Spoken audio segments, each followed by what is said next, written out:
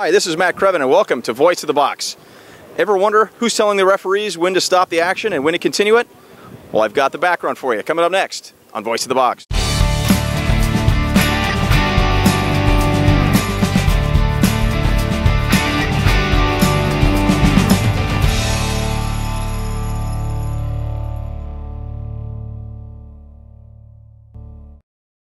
Good morning and welcome to Voice of the Box. This morning I've got the pleasure of talking to Joe O'Brien. And Joe, instead of me explaining your role, because it's kind of a unique role here behind the scenes in the NFL, why don't you do that for me? Sure. Well, I think it was last week that you interviewed Pete Clooney, who I work with pretty closely.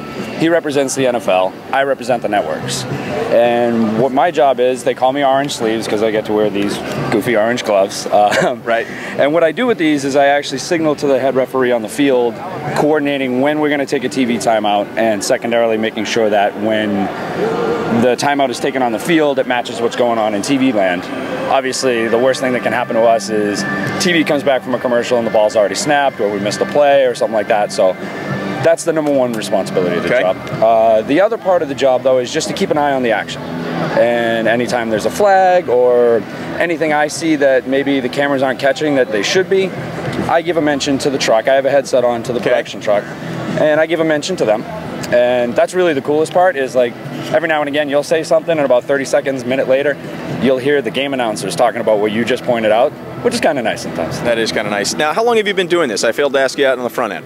This is my 4th season. 4th season. Now, obviously, you've got these orange gloves. The referees are trained to look at you. Where are you getting the training in terms of the types of signals, and how does that look? What does that look like? Well, the only training I got the job because a friend of mine had it before and he had to leave town. So in 2005 season, he had me come watch him maybe 4 or 5 times.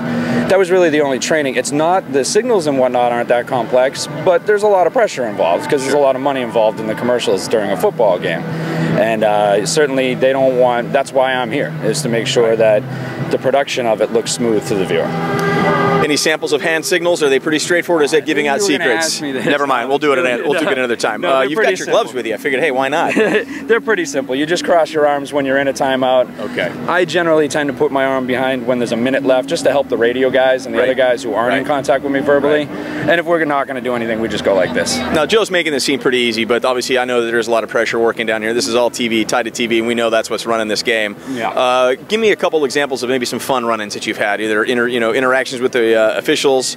You know, by the way, you directly work with the head umpire? I signal to the referee, but the one who comes over during every timeout is the back judge. Got it. Okay. So when the referee punches out on the field, Pete, who you interviewed, starts his stopwatch, and that's the NFL stopwatch. Okay. And TV in the NFL, sometimes we have to ask them to sneeze a couple times before they come back in, so on and so forth. But it's mainly the back judge. Got it. Couple fun, one non-fun run-in is I had to stop a play here 2 years ago. The Niners had punted, and there was an offside or some sort of foul on the far sideline, and the guy didn't throw his flag up, he just dropped it. Referee started to do the timeout thing on the field, so did TV land. The guy stopped the head ref from timing out, but TV had already gone. And of course it was a penalty where they decided to make the Niners re-kick. And they were about to line up, and I had to walk out on the field and tap a ref and be like, you got to stop this play. That's power, my friends. That is power. That was not fun, believe me. I don't want to do it again. Right. This is obviously a pretty exciting role. Your access is unparalleled. What's that like being on the sidelines during an NFL game, as close to the action as you are? My first season, because I work for the networks, I also do the Raider games. Right. My first season, Raiders were playing Cleveland, and thank God whoever the kick returner was is the smallest guy in the NFL. But he came past, and I wasn't used to backing up in preparation for the play coming over to you. This guy got drilled and took a right angle right between me and another guy, and then the whole mass came over. Fortunately, I didn't get knocked down, but after that, you begin to learn how incredibly fast this game is. Right. I mean, there are guys that run by. When a wide receiver's running a fly pattern down the sideline, sometimes they sound like a horse, not a human. Right. I mean, so you do have to watch out. You know, there have been stories of other guys. I know there's a guy in Houston who got really, really hurt doing my job because he just lost attention for a second. That's all it really takes. So 4 years you've been doing this.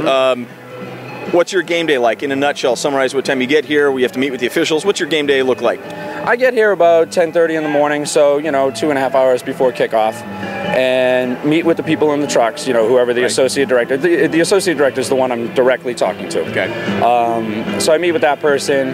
Then I usually have a little time to kill. In a short while here, we're going to go over to the refs room and meet with them. Then I got a little bit more time to kill. After that, there's a lot of sound checks, especially with the referee, making sure the TV network can pick them up, make sure the stadium can pick them up, and then it's go time. Well, since we're getting close to go time, I'm going to say thanks for joining me here on Voice of the Box. Thank you, Matt. It was Orange gloves, right here. The man who runs the NFL game on Sundays.